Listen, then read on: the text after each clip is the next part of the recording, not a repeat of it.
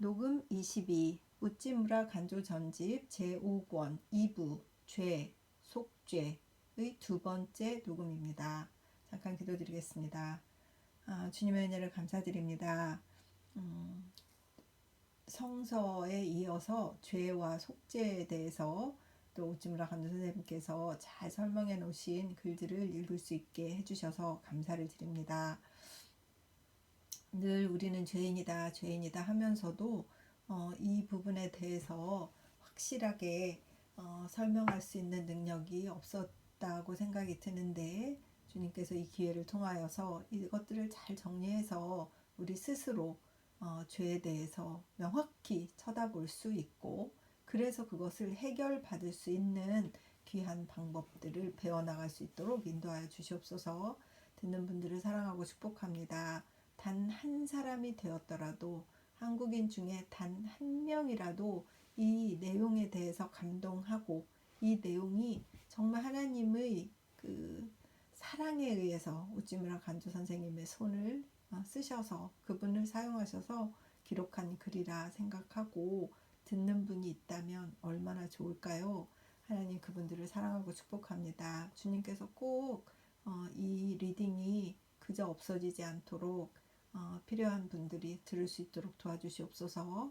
감사드리며 고맙고 고마우신 예수 그리스도 이름 받들어 기도드렸사옵나이다. 아멘.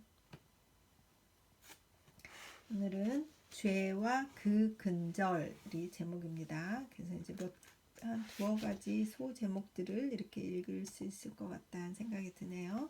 읽어보겠습니다. 죄와 그 근절. 기독교적 인생관을 알려고 하는 경우에는 죄가 무엇인지 아는 일이 가장 중요하다. 죄를 모르고는 기독교를 모른다. 죄는 실은 문제지만 이것에 의하지 않고서는 그리스도의 복음은 모른다. 죄를 정면에서 연구하여 이것에 의해 얻은 구원만이 영원히 변하지 않는 구원의 바위로서 우리들에게 남는 것이다. 죄는 첫째 미혹이 아니다.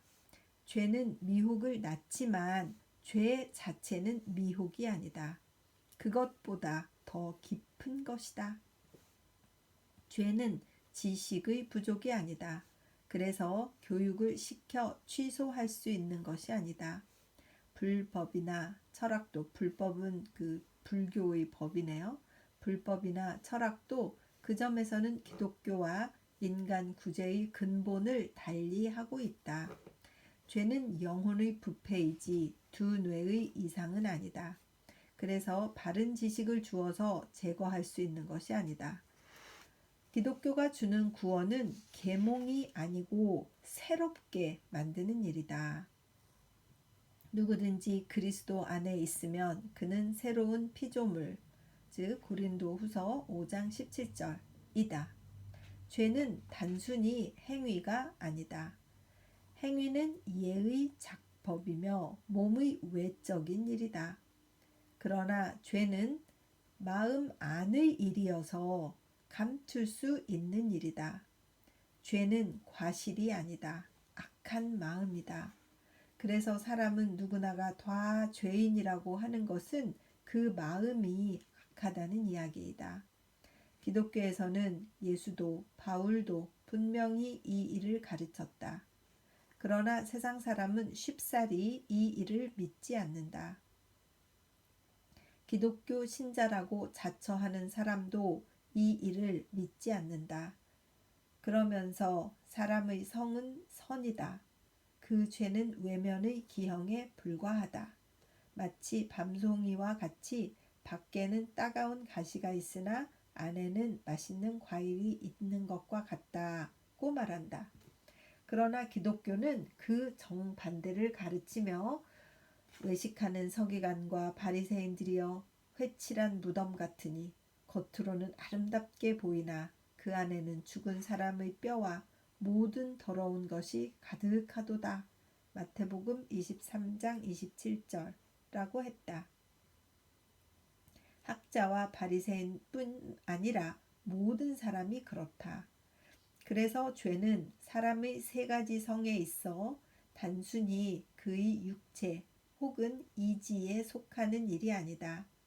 사람이 죄인이라는 것은 그 생명의 근본이 썩었다는 일이다. 매우 믿기 싫은 일이다. 그러나 성서가 명백히 가르치는 일이며 진리인 것을 어떻게 하느냐 말이다. 사람이 어떻게 해서 그렇게까지 타락한 것일까? 죄의 기원을 알기는 어렵다. 혹은 창세기 3장의 기사를 글자 그대로 받아들일 수 없을지도 모른다.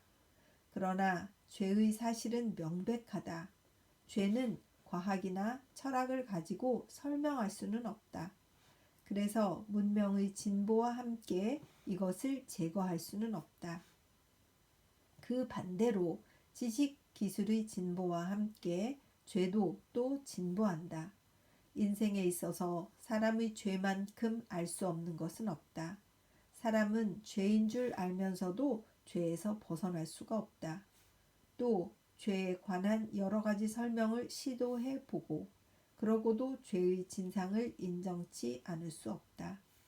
죄의 사실에 대해서는 여러 가지 의견이 모두 일치한다고 해도 틀림은 없다. 죄의 사실이 명백함과 동시에 이것을 제거하는 길도 명백하다. 그리고 그 길은 이 세상에 단 하나가 있을 뿐이다. 사도행전 4장 12절. 교육도 수양도 어떤 의식 같은 것은 물론 죄를 제거하기에는 부족하다. 죄를 가리울 수는 있다. 꾸밀 수는 있다. 이것을 다소 훈도할 수는 있다. 그러나 이것을 없애고 양심의 평화를 줄 수는 없다. 다만 하나님의 길인 그리스도의 복음만이 이 일을 할 수 있다. 여기서 종교는 아무 것이나 좋다고 하는 것이 터무니없는 말임을 알 수 있다. 불교에 존귀한 많은 가르침이 있는 것을 의심하지는 않으나 불타의 길은 그리스도의 복음을 대용할 수는 없다. 불교나 유교도 그 밖의 종교도 우리들의 양심을 죽은 행위에서 깨끗게 하여 살아계신 하나님을 섬기게 할 수는 없는 것이다. 사람의 죄는 모두 시조 아담의 죄로 비롯되었다고 하는 말을 설명하기란 어려운 일이다. 그 설명은 훗날 하기로 하고 여기서 놀라운 일은 하나님이 제2의 아담을 내리시어 제1의 아담의 죄를 뒤엎고 이에 대신하여 넘치는 은혜를 주신 일이다. 그것을 말하는 것이 로마서 5장 14절 이하이며 18절은 특히 뚜렷하다. 그런즉 한 범죄로 많은 사람이 정죄에 이른 것 같이 의의 한 행동으로 말미암아 많은 사람이 의롭다 하심을 받아 생명에 이르렀느니라. 바울의 이 말을 글자 그대로 해석한다면 인류 구원의 신앙에 이르게 될 것이다. 만일 제1의 아담의 죄 때문에 인류의 멸망이 진리라고 한다면 제2의 아담의 의로 해서 인류가 구원된다는 것도 진리가 아니면 안 된다. 그렇지. 그러나 한 걸음 양보해서 구원은 모두 조건부라고 치고 즉 믿어야 구원을 받는 것이라고 하면 하나님에게서 저주는 제거되고 그리스도의 속죄의 공로로 인류 전체는 이제 죄 없는 자로 취급된다고 보는 것이 당연하다. 그 증거로 그리스도의 탄생으로 인류의 역사는 일변했다. 또 국민의 역사에 있어서 그리스도를 받아들이고 받아들이지 않는 일은 그 성쇠에 크나큰 차이가 있다. 불교가 위대하다고 하지만 아직 불교로 해서 일어선 큰 나라를 보지 못했다. 여기에 역사상의 큰 문제가 있다. 깊이 생각할 문제다. 1929년 9월 성서지 연구. 물 좀 마실게요.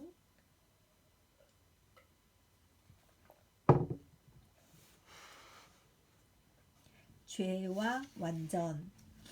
어떤 교회 신자에게 당신에게 죄의 고민은 없습니까? 하고 물으니까 그는 다음과 같이 대답했다. 인간은 약하다. 나는 인간이다. 그래서 나는 약하다. 내가 죄를 범하는 것은 당연하다. 이 대답을 듣고 나는 생각했다. 그럴듯한 이론이다. 하지만 이 사람에게 그리스도의 복음을 설득할 수는 없다고 생각했다. 그러나 나의 3단 논법은 조금 다르다. 나는 다음과 같이 말하고 싶다. 인간은 완전해야 한다고 하나님이 명령하신다. 나는 인간이다. 그래서 나는 완전해야 할 의무가 있다. 나는 내가 범한 죄의 책임을 지지 않으면 안 된다. 세상에 아직 죄를 범하지 않은 사람이 하나도 없다고 하지만 그렇다고 그것이 자기가 죄를 범하는 이유가 될 수는 없다. 예수가 명령하시기를 하늘에 계신 너희 아버지가 온전하심과 같이 너희도 온전하라고 하셨다. 온전은 우리 각자의 의무이다. 만일 세상에 아직까지 한 사람도 완전한 사람이 없다고 해도 자기는 완전을 구하지 않으면 안 된다. 키에르케고가 말한 것처럼 만일 할 수 있다면 나 자신이 개벽 이래 최초의 크리스천이 될 것이다. 이다. 그렇게 말하는 것은 결코 무모한 일도 아니고 또 거만도 아니다. 사람된 의무이다. 사람은 누구나 완전하려고 전심전력을 다해야 한다. 중국의 성인조차 천자로부터 서민에 이르기까지 모두가 다 수신을 근본으로 한다고 말했다. 수신이란 군자가 되는 일, 사람다운 사람, 완전한 사람이 되는 것이다. 분수는 그 물의 근원보다 더 높이 올라갈 수가 없다. 완전을 목적으로 하지 않는 사람의 생애는 짐작할 수 있을 따름이다. 하나님은 사람에게 자기 힘으로 완전하게 되라고 명하신 것은 아니다. 그는 우리에게 모든 원조를 주셨다. 그는 먼저 성자를 가지고 우리 죄를 용서하셨다. 그 후에 성령을 내리셔서 죄에 이길 수 있게 하셨다. 그 밖의 모든 수단 방법을 가지고 안에서 혹은 밖에서 우리의 완성을 도우셨다. 그리고 사랑은 율법을 완전하게 함이며 완전하게 되는 길은 우리들이 생각하는 것보다 쉽다.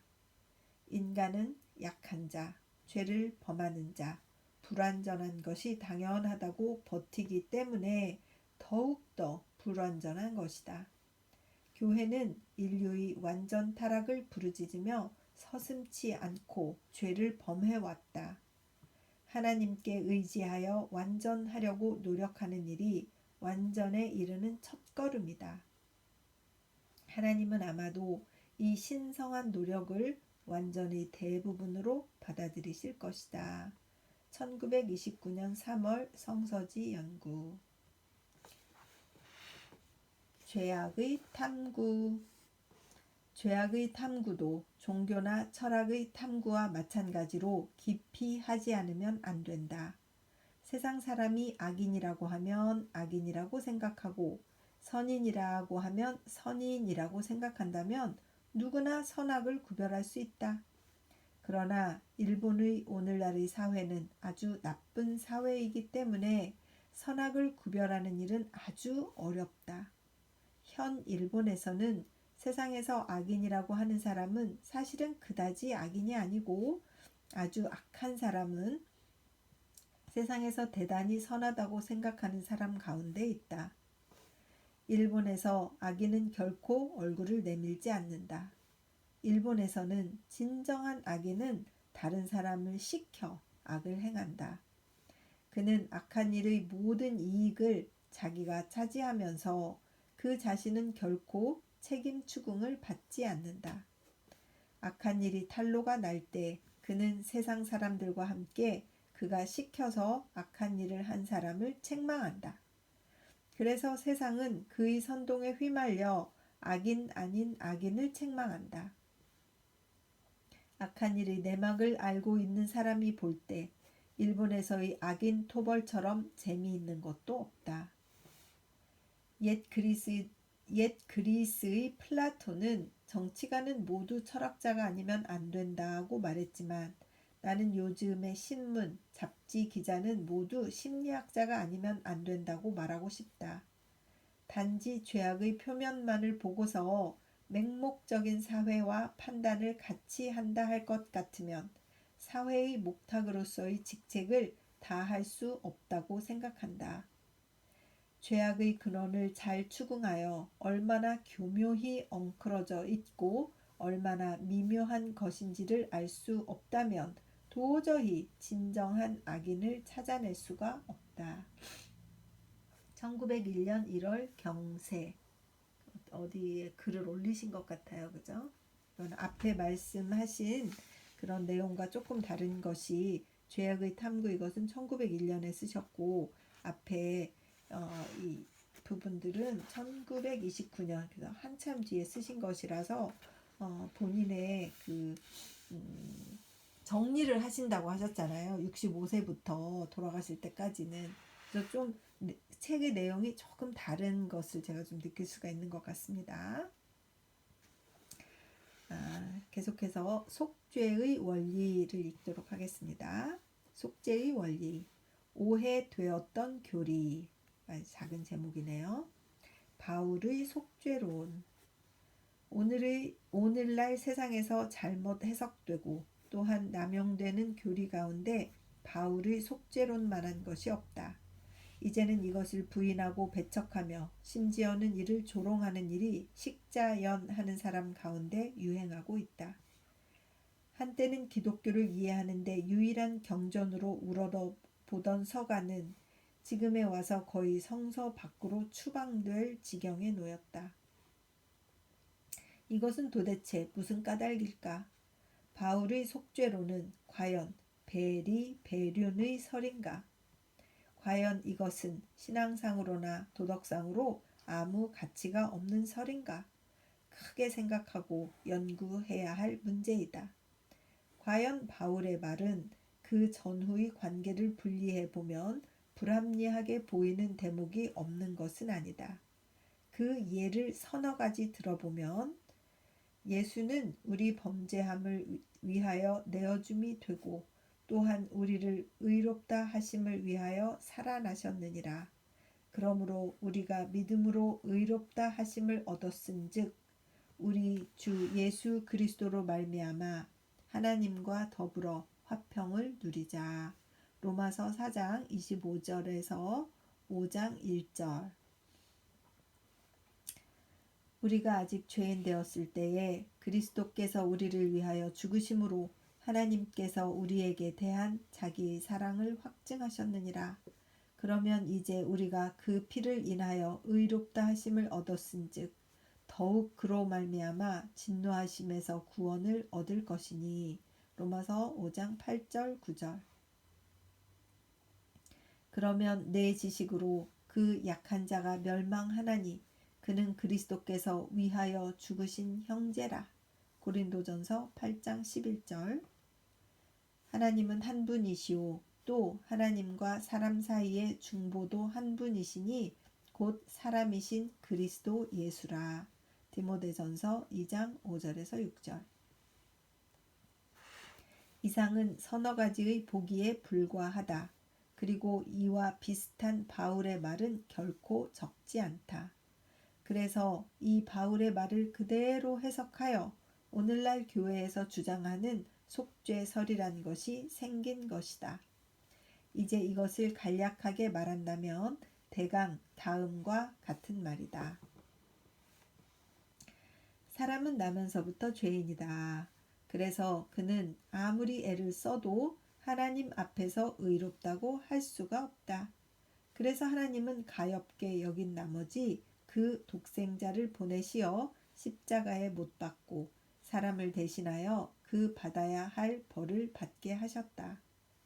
그리스도의 십자가는 한편 거룩한 하나님의 진노를 풀고 다른 한편으로는 약한 사람의 죄를 깨끗게 했다. 그래서 그는 두 사이에서 중보적 구실을 한 것이다.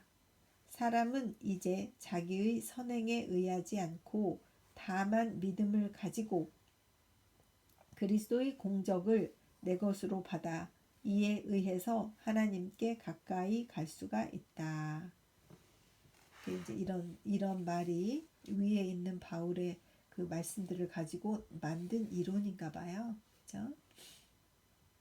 그래서 읽을게요. 그러나 그러한 교리에 대해 강한 반대가 일어나지 않을 수가 없다.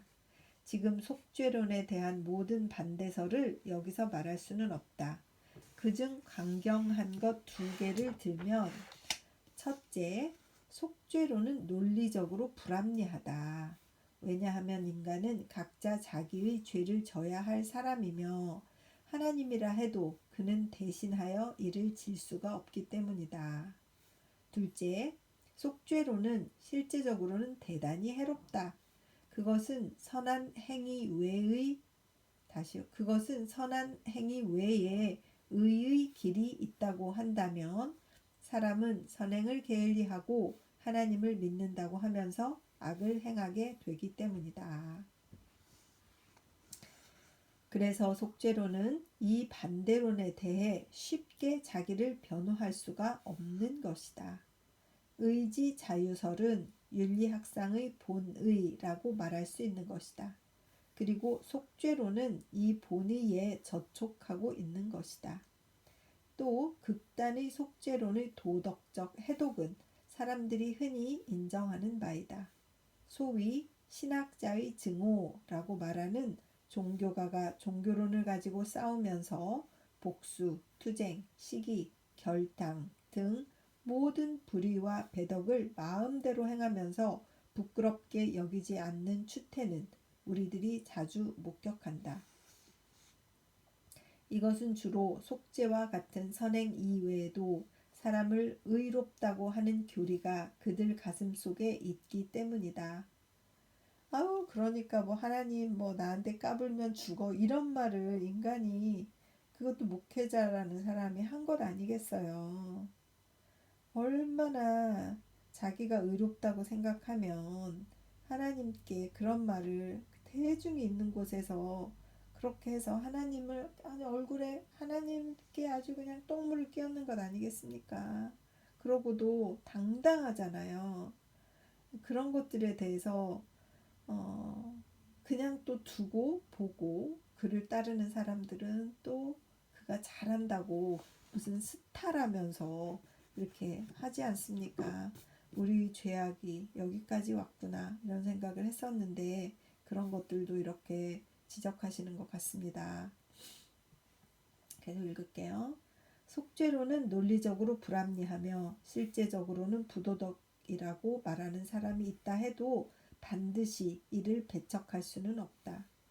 그러나 다소의 바울은 과연 그러한 불합리, 부도덕을 주장했었을까? 오늘날 세상에서 말하는 바울의 속죄론이란 과연 바울의 소신이었을까? 바울의 의지는 자유를 거부하고 하나님을 믿는다고 말하면서 죄를 범할 기회를 후세에 제공한 것일까? 나는 그렇게 믿을 수가 없다. 나는 오늘날의 교회에 의해 주장되는 바울의 속죄라는 것에 대해서 바울 자신은 책임이 없다고 생각한다. 이것은 전혀 바울을 오해한 데서 나온 것이라 생각한다.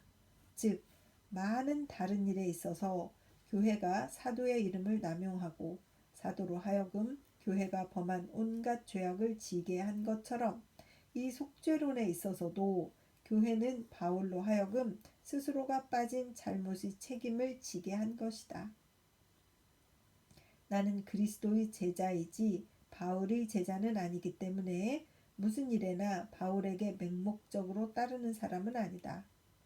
그러나 바울의 속죄론을 불합리하게 또 부도덕하게 해석하게 한 책임은 교회에 있는 것이지 바울에게 있는 것은 아니라고 생각한다. 바울은 순수한 유대인이다. 나는 난지 8일 만에 할례를 받았고 이스라엘 민족으로서 베냐민 지파에서 났고 히브리 사람 중의 히브리 사람이며 빌립보서 3장 5절은 그의 고백이다. 그래서 이 유전을 계승한 그가 철학자는 아니었다 해도 준엄한 도덕가였음은 분명하다. 그래서 그는 그가 전한 가르침 속에 논리의 법칙에서 어긋나는 일이 있다고 해도 별로 마음에 두지 않았는지도 모르나 도덕에 위배된 일을 듣고는 견딜 수 없이 놀랐을 것이다.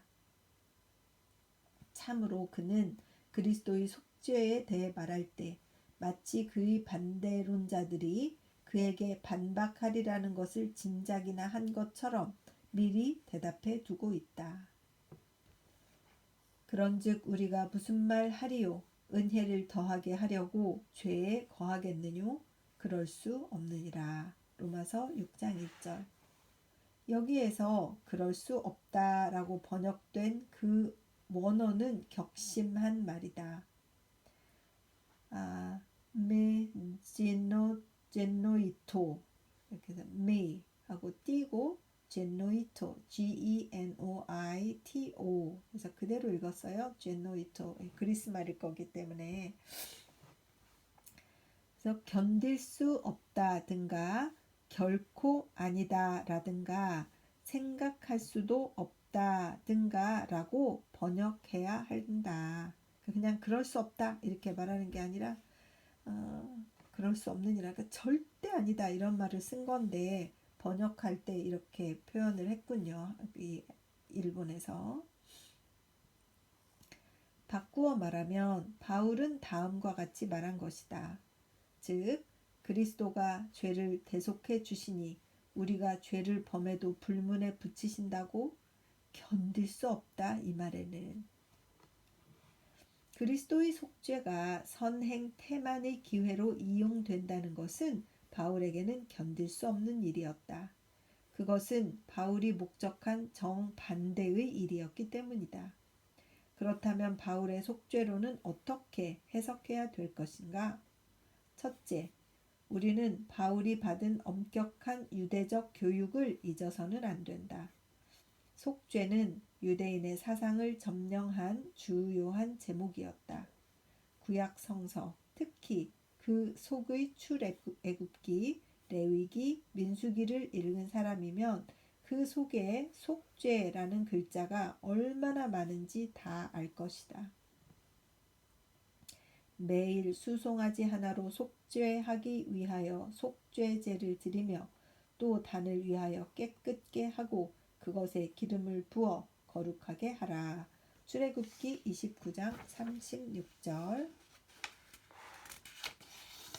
아론은 자기를 위한 속죄제의 수송아지를 드리되 자기와 권속을 위하여 속죄하고 자기를 위한 그 속죄제 수송아지를 잡고 레위기 16장 1절. 괄호 열고 전 장을 통해 속죄라는 문자는 굉장히 많다. 괄호 닫고. 이것은 보기의 두어 가지이다. 그리고 구약 성서는 전체에 걸쳐 속죄라는 문자와 사상으로 넘쳐 있다. 참으로 구약교, 속죄교라고 말해도 좋을 것이다. 그래서 이런 사상 속에서 자라난 바울이 그리스도에 의한 구원관을 조직하는데 여기에 속죄라는 문자와 사상을 편입시킨 것은 결코 무리가 아니다. 구약 성서에 나타난 속죄 그 자체의 의의는 내가 지금 여기서 찾으려는 것이 아니다. 그러나 바울의 지위에 있는 사람이 새 인생관을 짜낼 때 자기와 주위 사람들의 속죄적 관념을 만족시킬 필요를 느낀 것은 어쩔 수 없는 일이었다. 마치 오늘날 우리가 진화론에 언급하지 않고는 어떠한 사상도 세상에 내놓을 수 없는 것과 똑같다.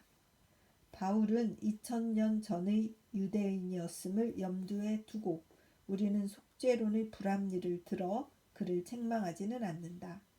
그 속죄는 당시의 정설이었다. 이것과의 조화를 말하지 않고 그리스도의 복음을 말하는 것은 부질없는 짓이었다. 바울은 말한 것이다. 속죄는 죄인이 하나님께 가까이 가는데 필요하다. 그러나 죄는 소나 양의 피를 가지고 대속될 것이 아니다. 사람의 피를 가지고서만 대속되는 것이다. 진정한 제사는 하나님의 어린 양이신 예수 그리스도를 제물로 삼는 것이라고.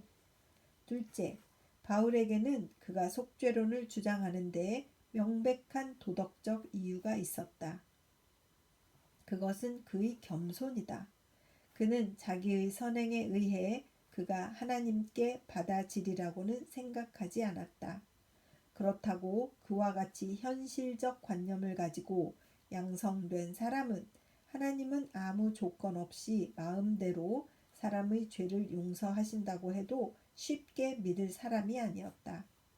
여기서 그에게는 죄의 용서의 실증이 필요한 것이었다. 그리고 그는 이 실증을 그리스도의 고난과 죽음에서 발견한 것이다. 하나님의 거룩하심과 자기의 더러움을 비교해 보고 그는 무언가 그리스도의 십자가 같은 것을 요구해 마지 않은 것이다.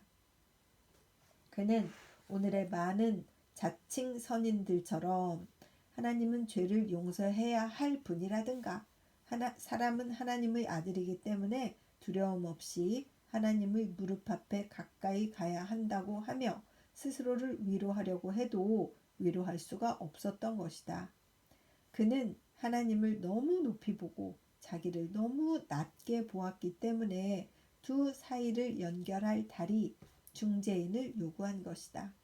즉, 속죄의 희생물을 데리고 성소에 들어가 하나님 앞에서 사람을 중재하는 제사의 장을 요구한 것이다.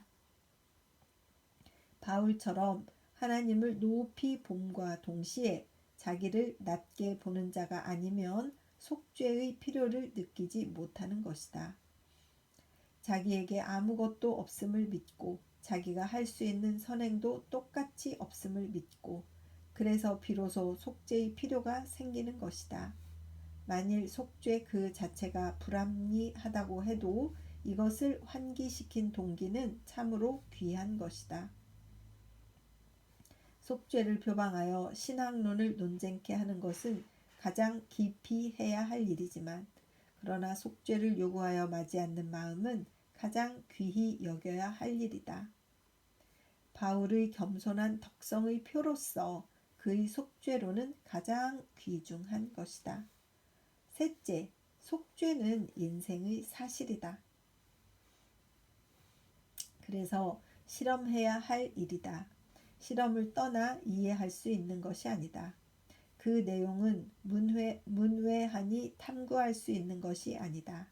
이것을 불합리하다고 말하는 것은 이것을 단순히 밖으로부터 관찰하기 때문이다. 속죄를 마음속 깊이 음미하여 그 도리의 정상, 도덕의 극치임을 알 수가 있는 것이다. 그래서 이것은 아무나 알 수 있는 교리가 아니다.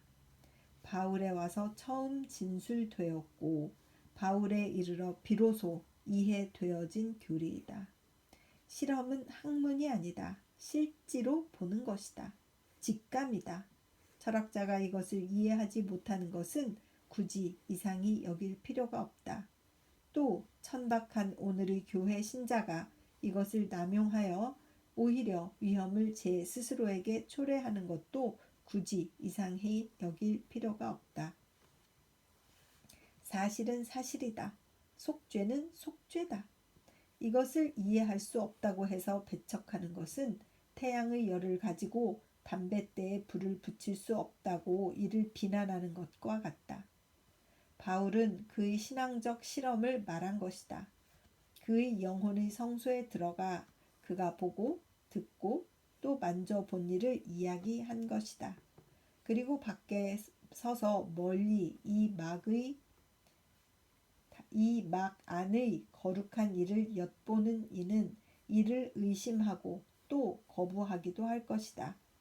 그러나 들리워서 제3의 하늘에 이르러 말할 수 없는 말, 곧 사람이 말할 수 없는 말을 들은 사람은 또 사람이 설명할 수 없는 깊고 거룩한 일을 알게 되는 것이다.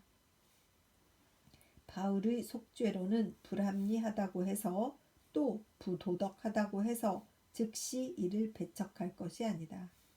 스스로를 바울의 처지에 놓고 동정을 가지고 그의 사상의 경로를 생각하며 바울의 겸손을 가지고 그처럼 하나님을 높이 보고 자기를 낮게 보며 마지막에 속죄를 철학의 어떤 명제로 보지 않고 인생의 실험으로 볼 때 우리들은 현대인처럼 바울의 속죄서를 부인하지 않고 배척하지도 않고 물론 조롱하지도 않는다.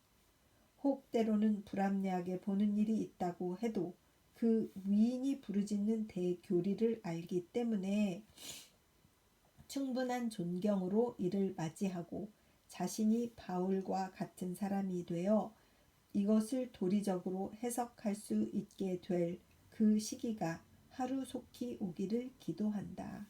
1908년 6월 성서지 연구. 그래서 22번째 녹음. 좀 어렵네요. 그죠? 역시 교리적인 거, 철학적인 거 이렇게 나오면 아무리 이렇게 쉽게 이해를 하면서 읽으려고 해도 말 자체가 좀 어려운 것 같아요. 그죠? 기도하겠습니다. 주님의 은혜를 감사드립니다. 이 속죄론에 대해서 그 당시에 정말 여러 가지 이런 서로 충돌하고 속죄론이 맞다, 아니다, 또 이것이다, 저것이다 하는 또 수많은 교리들이 나오고 또 바울의 속죄론을 가지고 너무 쉽게 죄를 용서받을 거니까 하면서 너무 당당하게 또 죄를 짓는 일에 두려움이 없었던 그 당시 사람들에게 경고를 하시면서 바울의 진실한 그 기저의 사상은 그것이 아니다라는 것을 설명하시는 그 성서지 연구의 아티클이었습니다. 1908년에 쓰셨는데 참 그분의 그 영적인 깊이, 성경 이해의 깊이에 대해서 다시 한번 혀를 내두르지 않을 수 없는 것 같습니다. 하나님 아버지, 이런 부분들도 우리도 잘 배워서 우리 스스로 이런 이론을 세워서 죄에 대해서 충분히 정면으로 마주 볼 수 있고 그것을 속죄하는 부분에 있어서 충분히 겸손하게 바울과 같이 나는 정말 견딜 수 없다 라는 말을 하는 자들이 될 수 있도록 인도하여 주시옵소서.